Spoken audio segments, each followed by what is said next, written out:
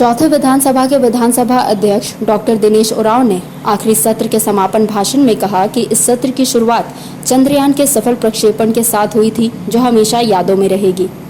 इस सत्र के लिए विधायकों के द्वारा कुल 403 प्रश्न आए। इनमें से 303 प्रश्न स्वीकृत हुए। स्वीकृत प्रश्नों में अल्प सूचित प्रश्नों की संख्या 83 थी, जबकि तारांकित प्रश्नों की संख्या 211 और अंतारांकित प्रश्नों की संख्या 37 थी।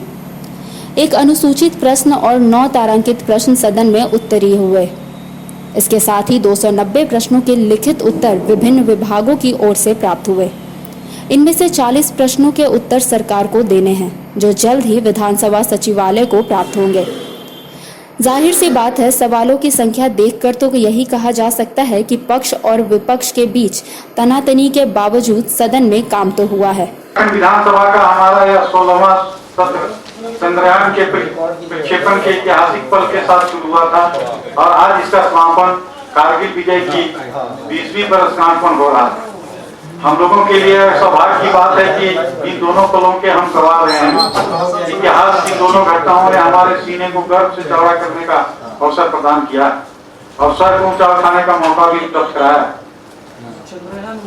चंद्रमा पर हमारा कदम हमारी खुद की ही कोशिशों से पड़े, यह हमारे लिए सपने की बात थी। मुझे आज इस बात की खुशी है कि भारत के अंतरिक्ष वैज्ञानिकों ने विशुद्ध भारतीय तकनीक से चंद्रयान का निर्माण पूरा किया और विगत 22 जुलाई को इसे चंद्रमा की ओर भेजने में सफलता प्राप्त की।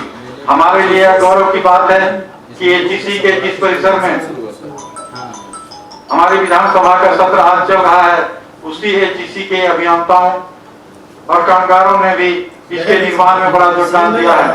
चंद्रयान के मिशन को बनने तिथि को जो कामयाबी मिली, उसके प्रक्षेपण की टीम में झारखंड के भी युवा शामिल रहे, ये सभी बधाई के पात्र हैं।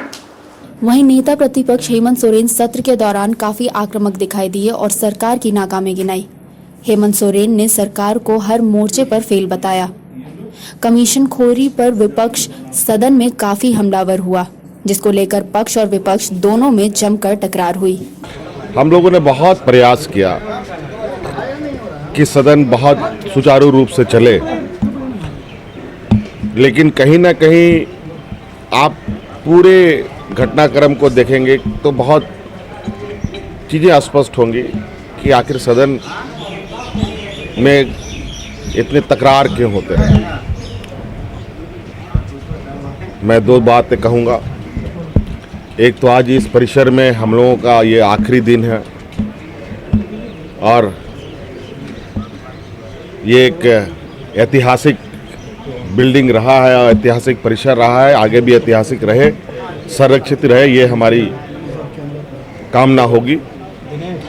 हो सकता है कि अगले सत्र हम लोग नए परिसर पे करें, जहां नए विधानसभा का निर्माण हो रहा है। लेकिन आज और सदन की कार्रवाई के विषय में मैं यही कहूँगा कि आज आखिरी सत्र था और आज आखिरी सत्र में सदन नेता का गैर मौजूदगी से ये स्पष्ट होता है कि सरकार की गंभीरताएं या सदन का महत्व कितना है, सरकार की मंशा इससे उजागर होती है। बहरहाल नवोदित राज्य झारखंड के उदय के बाद 21 नवंबर 2000 को विधानसभा की पहली बैठक हुई। 19 सालों तक कई उतार चढ़ावों के बीच यह सफर जारी रहा। 26 जुलाई 2019 को बारिश की फुहारों के साथ ही लेनिन हॉल अब यादों का हिस्सा बन गया। यहां अंतिम बार माननीय जुटे और फिर मिलने के वादे के साथ एक दूसरे से जुदा हुए। बता दें कि इसी सितंबर में नए विधानसभा भवन में अगली बैठक संभावित है, जहां राज्य के विकास की रूपरेखा बनेगी। सहयोगी सुभाष के साथ चंदन मरवा की रिपोर्ट। चौथे विधानसभा का 16वां विधानसभा मानसून सत्र, जिसका आज आखिरी दिन था। इस विधानसभा भवन से झारखंड की कई विकास की गाथाएं लिखी गई। कई विधायक नाराज भी हुए। इसी भवन में मनाने और उठने का सिलसिला चलता रहा। जाहिर सी बात है कि जैसा आपने देखा, सभी विधायकों का इस भवन से एक अलग ही लगाव है। सभी विधायकों ने इस भवन को आखिरी बार अलविदा किया और सब भावुक नजर आए।